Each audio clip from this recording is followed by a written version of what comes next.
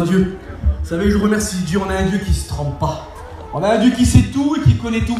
Amen. Vous savez, la réunion ici ce soir, je le savais que j'allais prêcher. Je vous le dis devant Dieu, le premier jour que j'ai mis les pieds sur la mission, je le savais qu'un jour j'allais prêcher là, je le savais. Même si la réunion était programmée, c'était mon ancien qui devait porter la parole de Dieu. Mais Dieu me l'avait déjà mis dans mon cœur. Amen. Et puis, j'avais un mot dans mon cœur qui brûlait. Et puis j'en parlais souvent avec ma compagne. Et puis dès qu'on m'a dit réellement, c'est toi qui fais la réunion, il semblerait que c'était le néant dans ma tête. J'ai dit, Seigneur, qu'est-ce qui se passe? Et puis je me suis mis à part, j'ai recherché le mot de Dieu de toutes mes forces. Et puis il est revenu quelque chose dans mon cœur. Et je disais, Seigneur, non, c'est moi qui vois ça, c'est moi qui pense comme ça. Et puis on demande des confirmations à Dieu. Et j'étais sur ma chaise et toujours pas de confirmation. J'étais crispé, j'ai dit, Seigneur, je veux pas me tromper, je veux pas me tromper, je veux pas prêcher pour faire beau. On n'est pas là pour passer un moment. Une réunion peut changer une vie. Et puis quand Jordi s'est levé pour chanter, j'ai dit, Seigneur, si vraiment tu veux que je porte ce message, alors fais qu'il chante ce cantique-là. Il y avait combien de chances? Je ne sais pas. Et puis j'ai écouté le premier bruit de la musique. Et j'ai reconnu le playback et ça a transpercé mon cœur. Et puis les mots que j'ai marqués là, le premier mot que j'ai écrit c'était ça. Il est venu maintenant le temps de parler avec Dieu. Il serait temps maintenant que tu parles avec Dieu. Et puis j'ai écrit comme ça, que tu as besoin de venir toucher. De venir toucher Jésus. Cette femme malade depuis 12 ans, elle s'est dit en elle-même, si seulement je pourrais toucher Jésus, je serais. Elle n'était rien tant qu'elle n'était pas venue toucher Jésus. En venant toucher Jésus, tu peux être guéri. Tu peux être rétabli. Tu peux être renouvelé. Tout peut se reconstruire à une condition. C'est de venir toucher Jésus. Béni soit Dieu. J'aimerais te poser cette question-là. Il y a combien de temps, toi, chrétien, chrétienne, je vais aller même plus loin, serviteur de Dieu, que tu n'as pas été béni? Il y a combien de temps que tu n'as pas parlé en langue? Il y a combien de temps que tu n'as pas fait une expérience avec Dieu? Il y a combien de temps que tu es venu avec tes besoins et que tu n'as pas reçu cette réponse à tes questions? Et tu es venu ici avec un désir, avec un besoin dans ton cœur. On est tous venus ici avec un désir, on est tous venus ici avec des interrogations et on est tous venus ici avec l'espérance que Jésus vienne nous parler. Je sais qu'il y a des personnes, des foyers, peut-être qui sont au bord de la rupture. Il y a des personnes qui sont venues ici dans un état de désespoir. Il y en a qui ont tout misé. Il y en a d'autres qui sont venus pour passer un moment. Mais Dieu connaît tout. Dieu sait tout et Dieu voit tout. Béni soit Dieu. Et puis moi, vous savez, j'aime répéter ça, je le dis, puis Raymond l'a dit aussi. Avec Jésus, ça marche. Et il faut que ça marche. Il faut que ça marche. Il faut que ça marche. On n'a pas le droit de vivre comme on veut. On n'a pas le droit de faire ce qu'on veut. On fait ce que la Bible nous dit. Amen. La Bible est pour nous une ordonnance, une carte de route qui nous emmène, comme il a dit Raymond, tout droit au ciel. Amen. Béni soit Dieu. Et ce qu'on a besoin, c'est d'une vie remplie. Il y a combien de temps que la lumière de Jésus, elle n'a pas brillé sur toi? Et c'est peut-être ta prière. Et la Bible elle dit comme ça. Lève-toi, car ta lumière arrive. Et la gloire de l'Éternel, elle se pose sur toi. Alors j'aimerais te dire ça ce soir. Ne fais pas comme les pharisiens de vouloir faire une belle prière ou de te montrer au coin des rues. Ils reçoivent leur récompense, mais ce sont des récompenses d'hommes qui est vaine complètement. Mais ce soir, propose ton cœur à Dieu. Ouvre tout ton cœur, dépose-lui tous tes soucis, tous tes besoins. Alléluia. Vous savez, j'ai noté ça et ça m'a touché. Vous savez, c'est beau la communion avec les frères. Vous savez, c'est beau de se visiter les uns les autres. C'est beau l'activité, le chapiteau, les sandwichs, le courant, l'eau. Tout ce qu'on fait, c'est pour la gloire de Dieu. Merci Seigneur. C'est bon pour le bon déroulement des choses. Mais j'aimerais te dire ça, que ça ne sert à rien si tu n'as pas touché Jésus avant. Si tu n'as pas pris le temps de venir toucher Jésus. J'aimerais te dire ça, moi, que le dedans vaut mieux que le dehors. 1 Corinthiens, au chapitre 3, verset 16, il va dire, ne savez-vous pas que vous êtes le temple du Saint-Esprit et que l'Esprit de Dieu habite en vous? Seigneur. Et puis, quand j'étais aux écoles bibliques, c'était l'enseignant Bogo, il nous avait parlé de ça. C'était les 5 degrés de prière.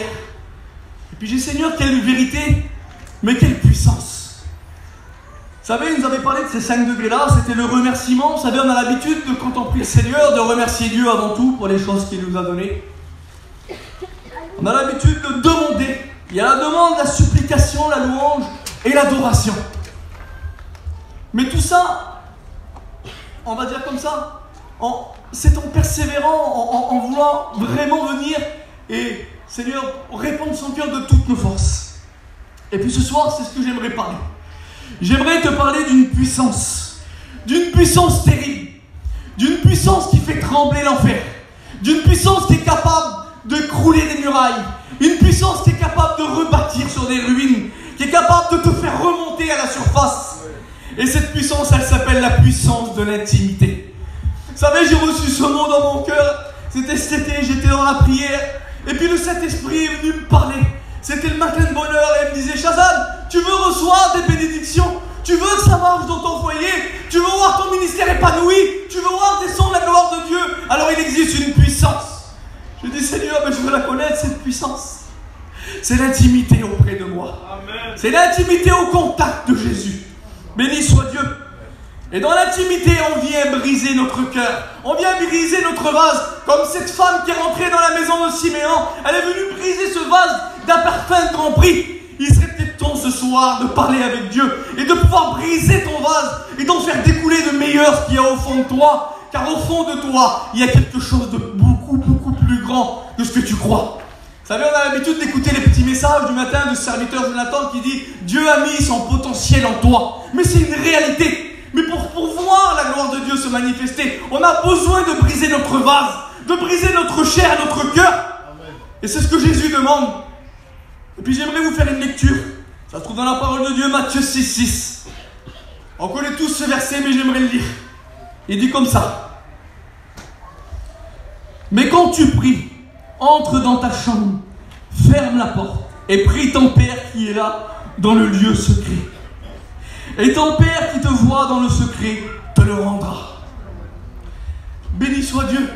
Vous savez, ce verset-là, il a frappé mon cœur. Parce que je me suis mis à comprendre mot à mot tout ce que Jésus voulait dire. Le Saint-Esprit me faisait comprendre l'intimité avec Jésus et la puissance que ça peut donner. Et puis le Seigneur, il me disait comme ça. Le premier verset, il commence comme ça. Mais, vous savez, nous, on a le gitan, on propagande à la lecture. On a appris certains à lire comme ça, d'autres n'ont pas été à l'école. Mais les mots ont une grande importance. Et le mais qui s'écrit M-A-I-S veut dire: mais c'est comme ça, mais c'est pas comme ça. C'est bien ce que tu fais, mais il y a autre chose. On dirait que Jésus veut rectifier quelque chose. C'est bien les séminaires, c'est bien d'aller en Israël. Je veux dire comme ça, c'est bien aussi la mission régionale, et béni soit Dieu. Mais c'est pas ce que Dieu demande le premier. Parce qu'à la force de pouvoir profiter des mêmes, j'aimerais dire ça, même les réunions, à la force de venir constamment aux réunions, ça devient une routine, une habitude qui s'installe. Tu deviens un religieux qui vient à l'église, qui s'assied, qui repart. On prend une routine religieuse. Alors que Jésus demandait quelque chose. Et puis il va dire ces paroles: vous annulez le commandement de Dieu au profit de vos traditions. Parce que ça devient une routine et une tradition.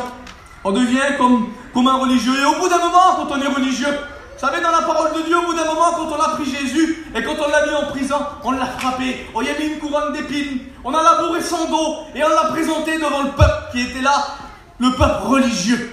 Et puis quand on devient religieux et s'installe cette routine, alors on devient comme ça. Et bien souvent, on a un choix à faire. Et puis là, tu as mis le peuple devant ce choix. Maintenant, choisissez Jésus ou Barabbas. Parce qu'on le sait, quand on choisit Jésus, on choisit aussi la croix. Et les gens aujourd'hui ont peur de choisir la croix. Parce que la croix nous emmène à mourir. La croix nous emmène à mourir pour les autres. La croix nous emmène à faire mourir nos désirs, à faire mourir notre chair. Qu'alors Barabbas est le fils du monde. Et puis là, on va dire comme ça. Je m'excuse des mots, mais c'est sur mon cœur. Et puis je ne me priverai pas de dire ce que Dieu me dit de dire. Amen. Il s'installe quelque chose, on peut vivre selon nos convoitises, selon nos besoins, notre évangile à nous. Alors que Jésus est venu rectifier en disant: mais quand tu pries, maintenant il faut que ça change. Il faut que ça va changer. Il est écrit ici, les choses vont changer. On discutait tout à l'heure de ça avec Clément. Il y a même une faute de verset sur l'écriteau là. Le vrai texte c'est Ézéchiel 21, 31 et 26. Même l'homme peut se tromper, mais Dieu ne se trompe pas. Et quand il dit les choses vont changer, c'est qu'il faut que les choses y changent. Béni soit Dieu. Alléluia. Et puis Barabbas c'est un meurtrier qui fait du mal. Barabbas, c'est un meurtrier qui vient détruire ton foyer, tous tes espoirs, qui vient abolir toutes tes prières en te disant ça ne marchera jamais. Alors ce soir, il faut que ça change. Il faut que tu ressortes béni. Il faut que tu ressortes avec une décision. Mais la décision se prendra en parlant avec Dieu. Béni soit Dieu. Alors Dieu demande quelque chose. Mais quand tu pries, il va dire comme ça. Entre dans ta chambre. Et puis j'ai regardé un peu le mot chambre, qu'est-ce qu'il veut dire? Le mot chambre veut dire lieu de repos. Et un jour Jésus a fait cet appel en disant venez à moi vous tous qui êtes fatigués et chargés. Et moi Jésus, je vous donnerai du repos. Mais il veut dire d'autres choses aussi. Écoutez ce que le mot chambre veut dire aussi. Il veut dire pièce pour emmaganiser. Ou lieu de provision. Alors moi j'aimerais te poser cette question. Quelle réserve as-tu fait toi? Qu'est-ce qu'il y a dans ta chambre? De quoi te nourris-tu? Quelle est ta nourriture dans le secret? Quand la porte est fermée derrière toi et que tu es seul dans ta chambre, de quoi tu te nourris? De ton passé? Tu rumines avec des choses qui se sont passées dans ton cœur? Peut-être avec des échecs, des choses que tu avais espérées, tu avais mis tout ton espoir mais qui se sont écroulées.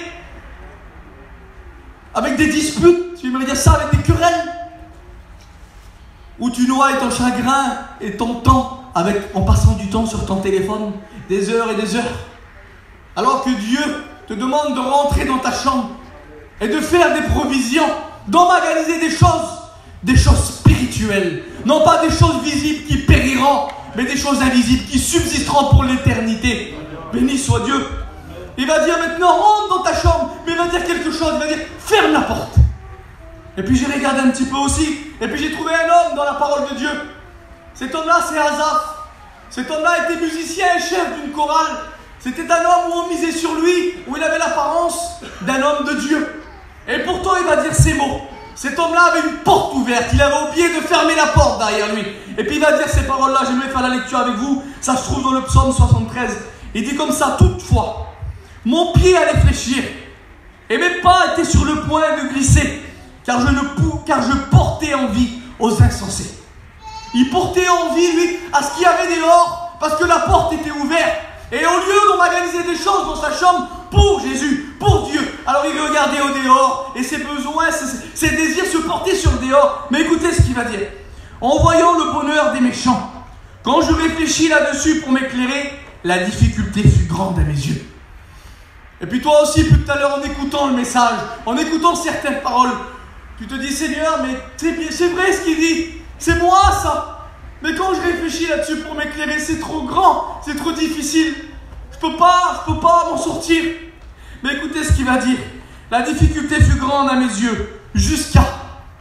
Ah Seigneur, il y a une solution. Jusqu'à ce que je pénètre dans le sanctuaire de Dieu. Le sanctuaire de Dieu, ce n'est pas que le chapiteau. Le sanctuaire de Dieu, c'est toi, tout seul, dans ta chambre, avec ton Dieu. Toi, tout seul, avec Jésus. Le sanctuaire, je l'ai dit tout à l'heure, ne savez-vous pas que vous êtes le temple du Saint-Esprit et que l'Esprit de Dieu habite en vous? C'est notre cœur. Il n'est pas venu habiter dans une maison faite d'hommes ou faite de mains d'hommes, mais il est venu habiter dans notre cœur. Béni soit Dieu. Et puis j'ai trouvé aussi quelques personnages qui ont eu une porte ouverte. Des fois, on n'a pas toujours le réflexe d'avoir fermé la porte et des choses s'installent. On a notre vision qui est brouillée et on passe à côté de certaines choses. Quand je lis l'histoire de Luc 10, quand cet homme est descendu de Jérusalem à Jéricho et qui est tombé entre les mains des brigands et qu'il a été frappé et meurtri et qu'il était à demi-mort sur le chemin, la Bible dit comme ça, je la rends passer Jésus qui l'a dit, un sacrificateur a passé près de lui et ne l'a même pas regardé. Un lévite est passé près de lui et ne l'a même pas regardé. Et bien souvent nous, chrétiens, je me mets aussi dans l'eau, parce que maintenant je sers Dieu, serviteur de Dieu, parce qu'on a une porte ouverte, parce qu'on a laissé la porte entrebâillée, alors notre vision est brouillée, on ne voit même plus le besoin à côté de nous. La personne qui souffre, le foyer qui a besoin d'un mot de Dieu, les personnes qui sont en dépression, peut-être qu'ils ont tout misé sur un seul mot.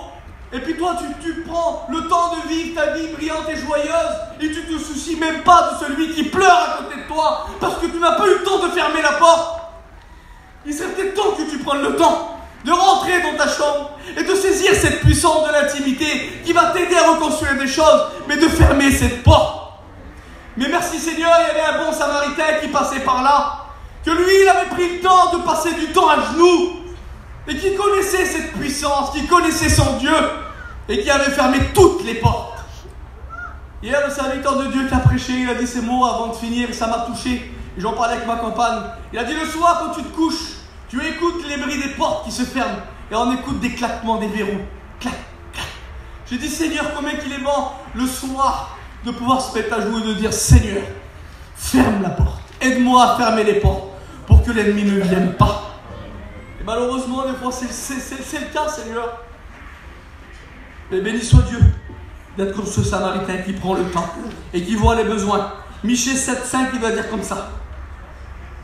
Garde les portes de ta bouche. Garde les portes de ta bouche, parce que bien souvent, c'est celle-ci aussi qu'on a besoin de fermer, excusez-moi du mot, comme porte. On a besoin de fermer des fois celle-là, parce qu'elle est des fois trop ouverte, qu'on a besoin, et puis qu'on calomnie nos frères et nos sœurs qui sont autour de nous. Comme il a dit, élément, on a un regard de jugement, de pointer du doigt. Alors que Dieu nous dit comme ça, lui il a donné son fils, et 1 Jean 3,16 va dire, nous avons connu l'amour de celui qui a donné son fils. Nous aussi maintenant, nous devons donner notre vie pour nos frères. Donc nous n'avons pas pointé du doigt. Vous savez, il a cloué ses mains sur la croix. Des clous ont été plantés dans ses mains, du sang a coulé, pour qu'on ne puisse plus pointer du doigt, mais qu'on puisse aller serrer dans nos bras celui qui a besoin d'amour. Il a écloué ses pieds pour qu'on ne puisse pas fuir, mais qu'on puisse aller visiter. Son côté a été percé, transpercé, pour qu'on puisse aimer. Béni soit Dieu. Béni soit Dieu. Et bien souvent, quand on a une porte ouverte, Seigneur, et j'ai regardé ça, vous savez, souvent on roule sur le bord des concessionnaires de voitures, et puis c'est écrit comme ça, en gros, journée porte ouverte. Et puis je me dis, Seigneur, ça veut dire quoi ça? J'ai toujours vu ça, mais je ne sais pas ce que ça veut dire. Alors je me suis renseigné. Et puis écoutez ce que ça veut dire, Seigneur, quelle importance. Journée porte ouverte signifie possibilité de visiter un lieu généralement interdit. Normalement, c'est pas possible, il n'y a pas le droit. On ne peut pas voir, on ne peut pas aller. Mais exceptionnellement, c'est journée porte ouverte. Alors on ouvre les portes à tout et n'importe quoi. On se permet certaines choses. Le roi Ézéchias, ça lui a coûté beaucoup. Il était malade. Et au bout d'un moment, l'ennemi est venu. Parce que la porte était ouverte. Et puis écoutez ce qu'il va dire dans 2 Rois, au chapitre 20 et au verset 13. Ézéchias donna audience aux envoyés. Et il leur montra les lieux où c'étaient ces choses de prix. L'argent, l'or, les aromates et l'huile précieuse.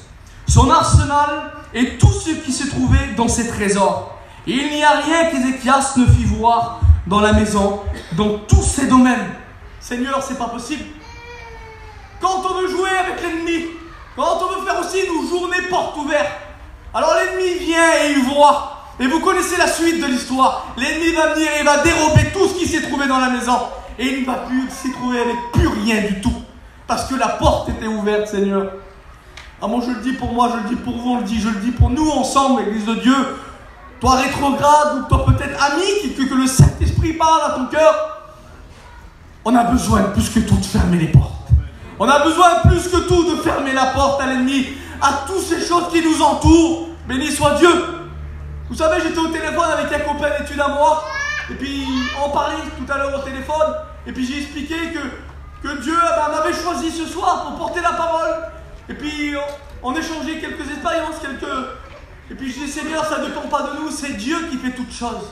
Mais on a besoin de sécuriser les lieux où on se trouve. Et la prière de mon cœur, c'était ça. Et puis je vois que ça marche parce que tout le monde est attentif. Vous savez ce que j'ai fait? J'ai pas honte de le dire, j'ai fait le tour du chapiteau, tout seul. Personne ne m'a vu. Et je priais Dieu. Je disais, Seigneur, que tu puisses fermer toutes les portes qu'il y a autour du chapiteau. Que l'ennemi ne vienne troubler personne. Et que chacun puisse recevoir le message de Dieu. Qu'aucun mauvais esprit peut venir troubler les cœurs. Mais que ton esprit puisse venir ranimer les flammes qui se sont peut-être éteintes. Béni soit Dieu. Alors il y a des portes que tu as peut-être besoin de fermer. La porte du découragement. La porte de je ne sais pas, Seigneur. Tu connais ton état. La Bible dit que le cœur connaît ses propres chagrins. Et qu'un espoir différé rend le cœur malade. Alors tu sais Tu sais, tu peux mentir à qui tu veux, mais à Dieu tu ne pourras pas mentir et tu ne peux pas te tromper toi-même. Alors je te le dis de la part de Dieu. Il serait temps de fermer la porte. Il y a cette femme dans la Bible, vous la connaissez tous. Elle a pris le temps de fermer la porte. Elle n'a pas ouvert la porte pour que l'ennemi vienne et dérobe le peu qui lui est resté. Elle n'a pas laissé ouvrir la porte comme Ézéchias, que l'ennemi est venu prendre toutes ses armes, toute sa force et toute son huile, toute son onction, le peu qui lui est resté. Mais une femme qui se disait, je n'ai pas grand-chose, et vous connaissez cette histoire, c'est-à-dire le créancier est venu, mon mari est mort, et il veut venir prendre mes enfants, car je n'ai pas de quoi payer. Et l'homme de Dieu va lui dire ces paroles. Il va lui dire, va vers tes voisins, va autour et demande des vases. Demande des vases. Il ne met pas un nombre, il ne met pas un chiffre. Il dit, va prendre des vases. C'est ce que tu vas mettre, c'est ce que tu vas décider d'investir toi. Mais il va dire quelque chose. Mais quand tu rentreras, ferme la porte. Ferme la porte et tu verras que l'huile ne manquera pas. Et vous connaissez l'histoire, la Bible dit qu'elle va rentrer avec ses enfants et elle va fermer la porte. Et elle va commencer à verser l'huile dans les vases. Et l'huile n'a pas manqué. Tous les vases ont été remplis parce qu'elle avait fermé la porte. Et elle avait pris le temps. Elle avait pris le temps de tout mettre dans les mains de Dieu. Elle a fait confiance de toutes ses forces. Alors j'aimerais te dire ça de la part de Dieu. Ce soir, ce n'est pas un jugement. C'est pour dévoiler ce que l'ennemi fait dans le secret. C'est pour pouvoir nous réveiller ensemble. Dans les temps où on vit, la Bible dit que la terre, elle chancelle comme un homme ivre. Elle vacille comme une cabane. Elle tombe et elle ne se relèvera plus. Son péché pèse sur elle. Seigneur, et nous sommes appelés porteurs de bonnes nouvelles. Amen. La Bible dit comme ça, allez porter de l'eau à celui qui a soif. Et un jour, j'ai fait cette prière dans mon cœur. Je devais faire une réunion, j'ai sorti des écoles bibliques, c'était la première semaine de l'été, et j'étais tout seul dans un champ, et puis je me suis mis à prier Dieu de toutes mes forces. Et puis je ne sais pas pourquoi j'ai dit ces mots dans ma bouche. J'ai dit, Seigneur, que mon foyer soit une corbeille. Seigneur, et puis je me suis rendu compte, j'ai dit, Seigneur, pourquoi une corbeille? Et le Saint-Esprit m'a parlé. Parce qu'une corbeille, elle ne mange pas, mais elle porte. Elle porte à manger celui qui a faim. Vous savez, quand la corbeille, elle passe le dimanche matin, quand on prend la Sainte Seine, tant que la corbeille n'est pas là, on ne peut pas mettre la main et saisir. Et puis quand on voit l'histoire où Jésus va faire assir tous ces hommes et ces femmes qui étaient là, et qui va faire cette multiplication des pains, je voudrais dire ça, c'est sur mon cœur. Parce qu'il y a tellement de besoins là où on se trouve. Il y a tellement besoin sur cette mission. Il y a tellement besoin dans nos églises, Seigneur. Et on a besoin de prendre le temps de fermer la porte et de demander le pain qui descend du ciel. Non pas que pour nous, mais pour ceux qui nous entourent.